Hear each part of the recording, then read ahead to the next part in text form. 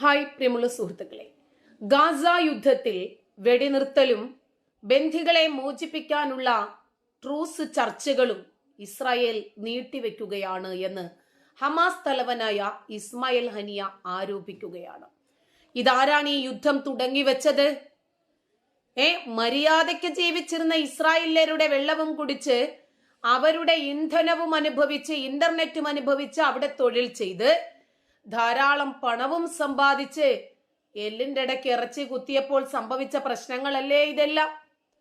1400 ഇസ്രായേല്യരെ നിഷ്കരുണം തലവെട്ടിയെടുക്കുകയും 247ഓളം ആളുകളെ ബന്ധികളാക്കുകയും ചെയ്ത് ഒരു രക്തച്ചൊരിച്ചിലിന് നിദാനമാക്കി ഒരു യുദ്ധത്തിന് തിരികൊളുത്തിയ ഹമാസ് നേതാക്കൾ ഇപ്പോൾ പറയുന്നു, അയ്യോ ഇസ്രായേൽ വെടിനിർത്തുന്നില്ല.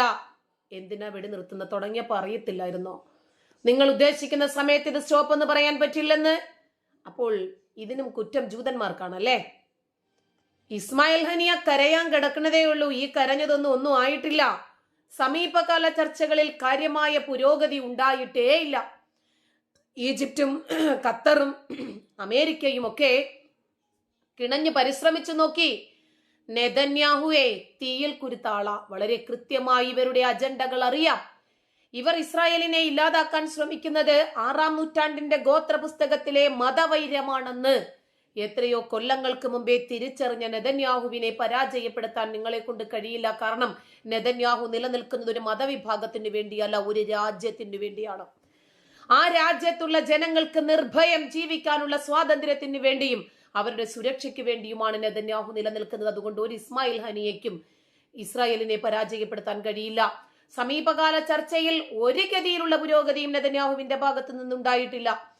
സയനിസ്റ്റ് അധിനിവേശം ധാർഷ്ട്യത്തോടെ നീട്ടിക്കൊണ്ടു പോകുന്നത് തുടരുകയാണ് എന്നാരോപിക്കുമ്പോൾ ആരാണ് ധിക്കാരികൾ, ആരാണ് ധാർഷ്ട്യക്കാർ, ആരാണ് ചോരക്കൊതിയന്മാർ, ആരാണ് യുദ്ധക്കൊതി പൂണ്ട് ഭ്രാന്തെടുത്ത് നടക്കുന്നത് എന്ന് ആർക്കാണ് അറിയാത്തത്? യുദ്ധവും ആക്രമണവും അവസാനിപ്പിക്കാനുള്ള ഞങ്ങളുടെ ന്യായമായ ആവശ്യങ്ങളോട് പ്രധാനമന്ത്രി ബെഞ്ചമിൻ നെതന്യാഹു പ്രതികരിക്കുന്നില്ല എന്നാണ് ഇസ്മായിൽ ഹനിയയുടെ ഏറ്റവും വലിയ ആരോപണം. യുദ്ധം നിർത്തണമെന്ന് നിങ്ങൾ പറയുമ്പോൾ നിർത്താനും, നിങ്ങൾ പറയുമ്പോൾ ആക്രമണവും യുദ്ധവും ഒക്കെ തുടങ്ങാനും നിങ്ങൾ വേലയ്ക്ക് വെച്ചിരിക്കുന്ന ആളുകളല്ല ഇസ്രായേല്യർ. നിങ്ങൾ ചർച്ച വയ്ക്കുമ്പോഴുടനെ വരികയും നിങ്ങൾ കൊടുക്കുന്ന കരാറുകളൊക്കെ കണ്ണടച്ച് ഒപ്പിടുകയും ചെയ്യുന്ന മണക്കൂസുകളാണ് നെതന്യാഹുവും ടീമും എന്ന് നിങ്ങൾ വിചാരിച്ചു പോയിട്ടുണ്ടെങ്കിൽ തെറ്റിപ്പോയി എന്ന് നെതന്യാഹു നിങ്ങൾക്ക് തിരുത്താൻ ഒരു അവസരം തരാം. അതുകൊണ്ട് ഇവരുടെ ന്യായമായ അവകാശങ്ങൾ, എന്ത് ന്യായമായ അവകാശം? മതവൈര്യം മൂത്ത ജൂതന്മാരെ ഒക്കെ കൊന്നൊടുക്കാൻ വേണ്ടി അവർ തല നീട്ടിത്തരണമെന്നോ അതിന് ബെഞ്ചമിൻ നെതന്യാഹു കൂട്ടുനിൽക്കണമെന്നോ നടക്കില്ല എന്ന് നെതന്യാഹു അന്ന് ശക്തമായിട്ട് അങ്ങ് പറഞ്ഞു. ഒരു ഹിസ്ബുള്ളയുടെ യോഗത്തിൽ പ്രദർശിപ്പിച്ച റെക്കോർഡ് ചെയ്ത പ്രസംഗത്തിൽ ഹനിയെ പറഞ്ഞതാണ്, അയ്യോ നെതന്യാഹു ഞങ്ങളുമായിട്ട് സഹകരിക്കുന്നില്ല. എന്തിന് സഹകരിക്കണം? ഇസ്രായേലിനെ കൊല്ലാൻ സഹകരിക്കണമെന്നോ? അതോ ഹിസ്ബുള്ളയും ഹൂതികളും യമനികളും ഒക്കെ കൂടി ചേർന്ന് നടത്തുന്ന ഈ ഒരു ജൂതന്മാരെ ഇല്ലാതാക്കാനുള്ള വംശഹത്യക്ക് ഇസ്രായേൽ അംഗീകരിക്കണമെന്നോ? ഇസ്രായേലിന്റെ ചർച്ചാ സംഘം കെയ്റോയിൽ നടന്ന മറ്റൊരു ചർച്ചയിൽ നിന്ന് മടങ്ങിയതായി നെതന്യാഹുവിന്റെ ഓഫീസ് ചൊവ്വാഴ്ച അറിയിച്ചതായും അദ്ദേഹം പ്രസംഗത്തിൽ പറഞ്ഞു. ഓടി നടക്കുക. ഈജിപ്റ്റ് എങ്കിൽ ഈജിപ്റ്റ്, കെയ്റോ എങ്കിൽ കെയ്റോ, ഖത്തർ എങ്കിൽ ഖത്തർ, ഇറാഖ് എങ്കിൽ ഇറാഖ്, ഇറാൻ എങ്കിൽ ഇറാൻ. എങ്ങനെയെങ്കിലും യുദ്ധം അവസാനിപ്പിച്ച് ഗാസയെയും യൂനിസ് ഖാനെയും ഇസ്രായേലിന്റെ പിടിയിൽ നിന്നും ഒന്ന് രക്ഷപ്പെടുത്തുന്നതിന് വേണ്ടി ഹമാസ് നേതാക്കൾ നെട്ടോട്ടം ഓടുകയാണ്. പക്ഷേ ആ ഓട്ടം ഒന്ന് തീരണമെങ്കിൽ ഇസ്രായേൽ വിചാരിക്കണ്ടേ? നെതന്യാഹു കനിയണ്ടേ? നെതന്യാഹു ഇസ്രായേലിയുടെ സംരക്ഷണത്തിന് വേണ്ടി, സുരക്ഷയ്ക്ക് വേണ്ടി, അവരുടെ നിർഭയമായ സുരക്ഷിതത്വത്തോടുകൂടിയുള്ള ജീവിതത്തിന് വേണ്ടി നിലനിൽക്കുമ്പോൾ അവസാനത്തെ ഹമാസ് ഭീകരനെയും ഇല്ലാതാക്കിയിട്ടല്ലാതെ ഈ യുദ്ധം അവസാനിക്കില്ല എന്ന് പറഞ്ഞിട്ടുണ്ടെങ്കിൽ അത് അനുഭവങ്ങളുടെ തീച്ചൂളയിൽ നിന്ന് വെന്തുരുകി വന്ന വാക്കുകളാണ്, സംശയമില്ല. എന്തായിരുന്നാലും ആ ചർച്ചയിൽ ഈജിപ്ഷ്യൻ മധ്യസ്ഥതയിൽ ഹമാസിനായി പുതുക്കിയ ഒരു നാമനിർദ്ദേശം രൂപീകരിച്ചതായും പ്രധാനമന്ത്രിയുടെ ഓഫീസ് പറഞ്ഞിട്ടുണ്ട്. ഈജിപ്തില്, ഖത്തറില്, കെയ്റോയില് എവിടെയൊക്കെ ഓടി ആരുടെയൊക്കെ മധ്യസ്ഥതയിൽ കാലു പിടിച്ചിട്ടും ശരി, ഇസ്രായേൽ അനങ്ങുന്നില്ല. നെതന്യാഹുവിന് ഒരു ചലനവുമില്ല. പിന്നീടാണ് ഈജിപ്ഷ്യൻ മധ്യസ്ഥതയില് ഹമാസിനു വേണ്ടി ഒരു പുതുക്കിയ നിർദ്ദേശം രൂപീകരിച്ചു. പ്രധാനമന്ത്രിയുടെ ഓഫീസ് തന്നെ പറഞ്ഞതാണ് നെതന്യാഹുവിന്റെ. പക്ഷേ ഗ്രൂപ്പിന് പുതിയ നിർദ്ദേശങ്ങളൊന്നും അയച്ചിട്ടില്ല എന്ന് ഹമാസിന്റെ മുതിർന്ന ഉദ്യോഗസ്ഥൻ ബാസേം നൈം ചൊവ്വാഴ്ചയെന്ന് വെളിപ്പെടുത്തിയിട്ടുണ്ട്. വെടിനിർത്തലും തടവുകാരുമായിട്ടുള്ള കൈമാറ്റ ഇടപാടും സംബന്ധിച്ച് മധ്യസ്ഥരിൽ നിന്നോ ഇസ്രയേലിൽ നിന്നോ ഒരു നിർദ്ദേശവും പ്രസ്ഥാനത്തിന് ലഭിച്ചിട്ടില്ലെന്നും അദ്ദേഹം പറഞ്ഞു.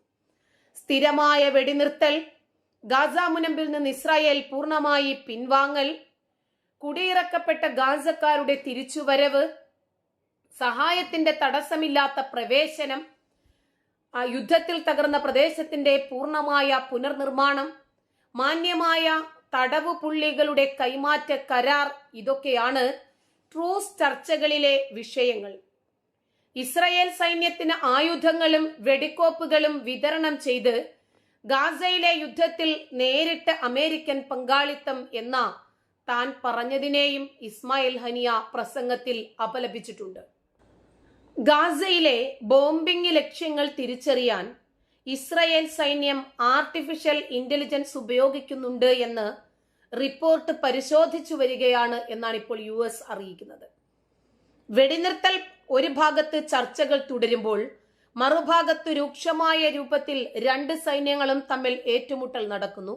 അതിൽ ഒരു വിഭാഗത്തിന്റെ ആരോപണത്തിലെ ശരി തെറ്റുകൾ പുനർനിർണയം ചെയ്യപ്പെടുകയും ചെയ്യുന്നു. കഴിഞ്ഞ ദിവസം പുറത്തു വന്ന മാധ്യമ റിപ്പോർട്ടിന്റെ ഉള്ളടക്കം US പരിശോധിച്ചിട്ടില്ല.